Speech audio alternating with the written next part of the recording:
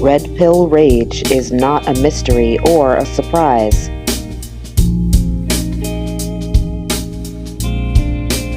Men have a legitimate reason to be angry, and women are flippant and dismissive towards them, which only makes them angrier.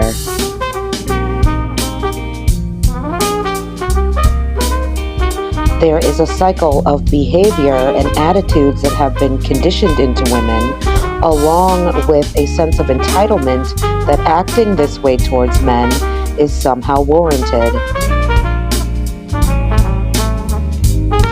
The real outcome is rapidly deteriorating mental health for women who wind up loveless and without support from men.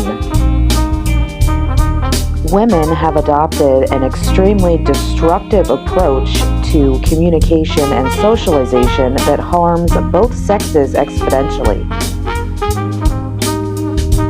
Help conferences, I'm friends with a lot of these guys, Dan Fleischman or Ty Lopez and a lot of those dudes. And whenever we hang out, one of the things I notice is there's 99% men in there. And whenever sometimes there'll be a bunch of girls at my apartment, right? They're getting ready, we're all going out or whatever. And I'll listen to them talk, and it's very clear to me that they don't believe male self-help improvement. They're not offended by it. They don't think it's real. Yeah, the first part of that is they don't care about your struggles. Yeah.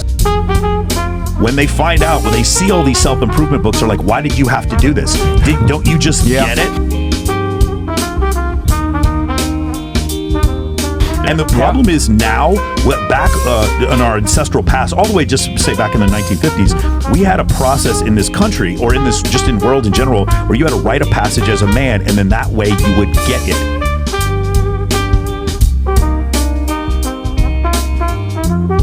There was a rite of passage. As fewer and fewer men go through that, fewer and fewer men will get it.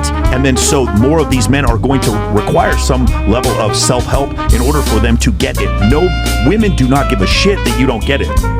Women require men and boys to act in line with female behavior, and this creates weak, effeminate men that women do not even find attractive.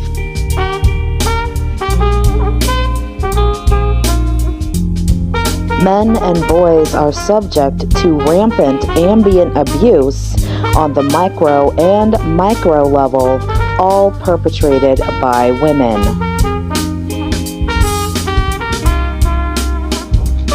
Women's ambivalence, flippancy, and dismissiveness towards the male experience essentially equates to gaslighting.